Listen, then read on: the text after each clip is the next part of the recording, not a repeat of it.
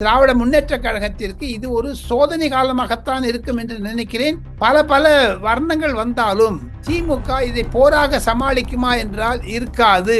நரேந்திர மோடியுடன் மோதாதே என்பதுதான் பலருடைய ஆலோசனை. மதுரை மாநாட்டில் முன்மொழிவார்கள்.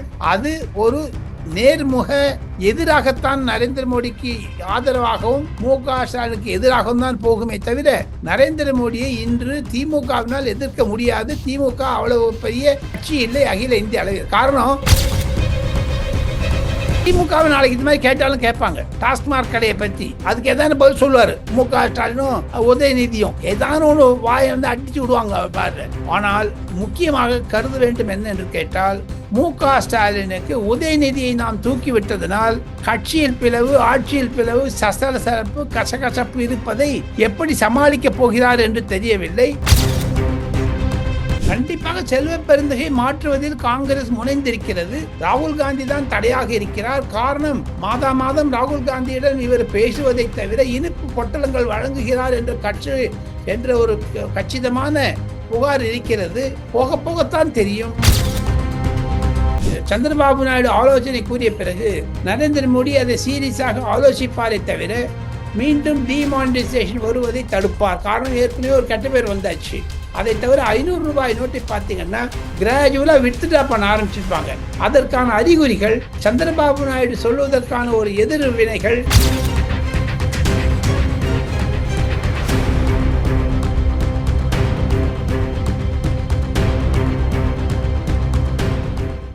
ரியல் ஒன் நண்பர்கள் உறவுகளுக்கு வணக்கம். தொடர்ச்சியாக பல்வேறு முக்கியமான தகவல்களை நம்முடைய உறவுகளுடன் பகிர்ந்து வரும் மூத்த பத்திரிகையாளர் டெல்லி ராஜகோபாலன் சார் அவர்கள் நம்முடைய இருக்கிறார். வணக்கம் சார்.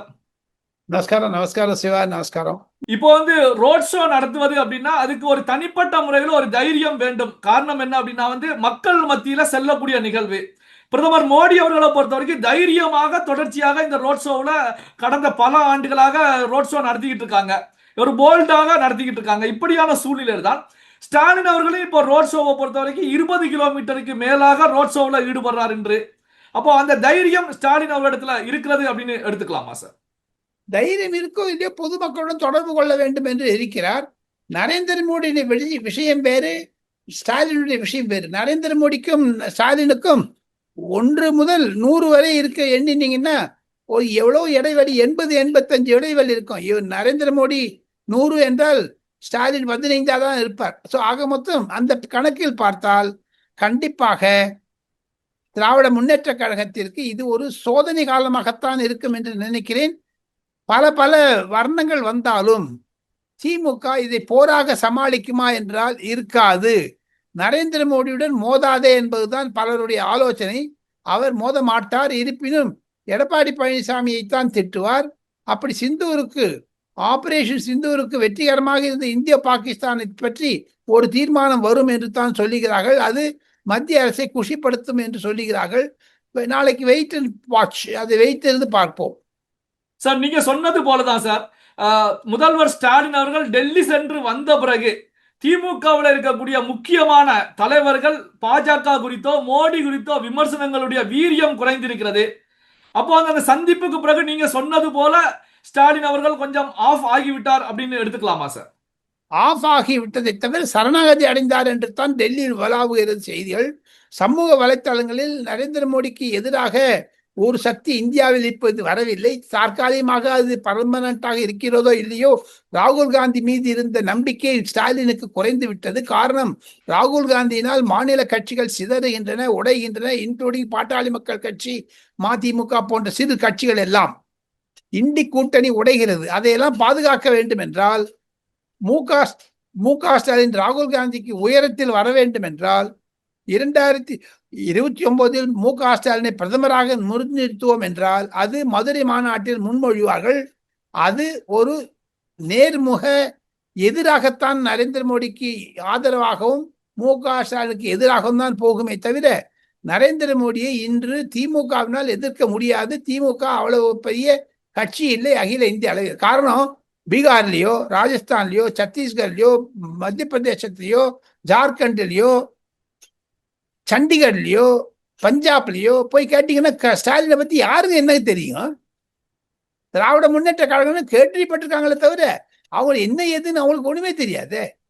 ஆக மொத்தம் 540 தொகுதிகளில் இருக்கக்கூடிய பாஜக 39 தொகுதியில் இருக்கக்கூடிய திமுகவை வைத்து பயப்பட வேண்டிய அவசியம் இல்லை என்று தான் பல அரசியல் நோக்கங்கள் டெல்லியில் கருதுகிறார்கள். சிவா சார், கமல்ஹாசன் அவர்களிடத்துல செய்தியாளர்களை பொறுத்த வரைக்கும் நீங்க ஆரம்பத்துல கட்சி ஆரம்பித்த புதிதுல குடும்ப ஆட்சியை, குடும்ப அரசியலை வெறுத்து பேசுனீங்க, எதிர்த்து பேசுனீங்க.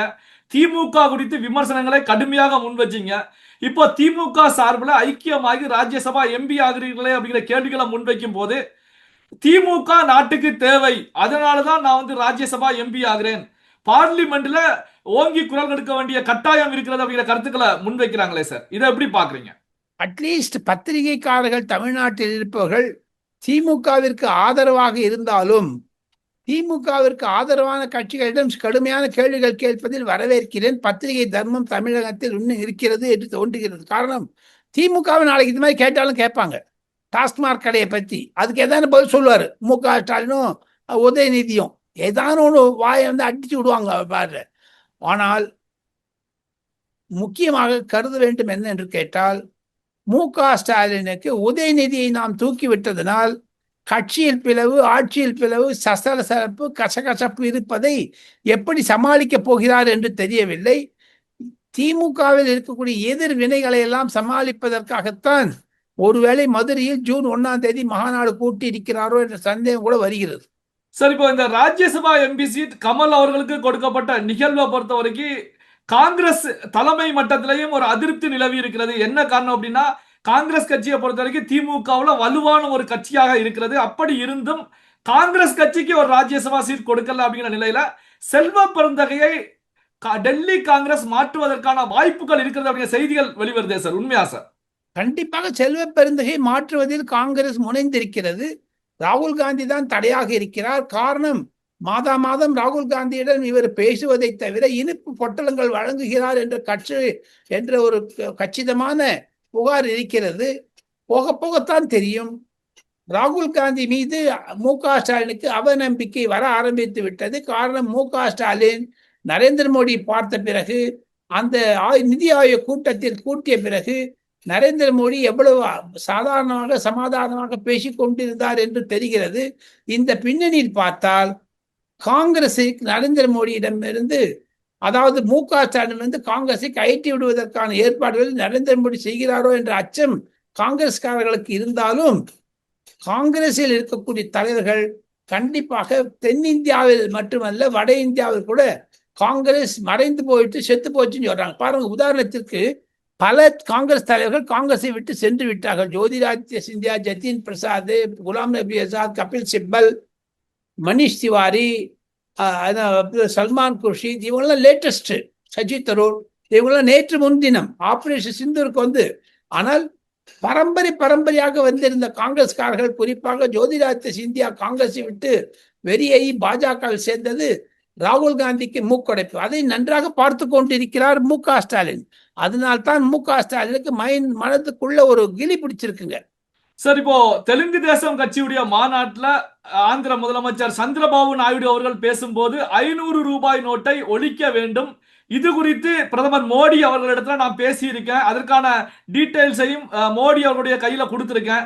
இப்போ டிஜிட்டல் பரிவர்த்தனை அப்படிங்கிறது பெரிய அளவில் இருந்துகிட்டு இருக்கு. 500 ரூபாய் நோட்டை ஒழித்தால்தான் இந்த ஊழல் பெருச்சாளிகளை ஒடுக்க முடியும், டிமானிட்டேஷன் அப்படிங்கிறது அவசியம் அப்படிங்கிற கருத்துக்களை முன் வச்சிருக்காங்க. சோ இதை எப்படி பாக்குறீங்க? டிமானிட்டேஷனுக்கான வாய்ப்புகள் இருக்குமா சார்? ஆபரேஷன் சிந்தூர் வெற்றிகரமாக நடந்த பிறகு சந்திரபாபு நாயுடு ஆலோசனை கூறிய பிறகு நரேந்திர மோடி அதை சீரியஸாக ஆலோசிப்பாரை தவிர மீண்டும் டிமானிட்டைசேஷன் வருவதை தடுப்பார். காரணம், ஏற்கனவே ஒரு கெட்ட பேர் வந்தாச்சு. அதை தவிர 500 ரூபாய் நோட்டை பார்த்தீங்கன்னா கிராஜுவலா வித்ட்ரா பண்ண ஆரம்பிச்சிருப்பாங்க.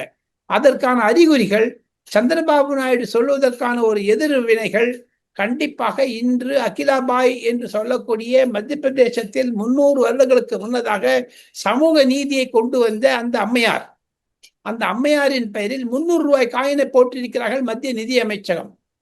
300 ரூபாய் ஃபர்ஸ்ட் டைம் ஒரு காயின் விலை 300 ரூபாய். அதுல தங்கம் கோட் பண்ணிருக்குதுங்க.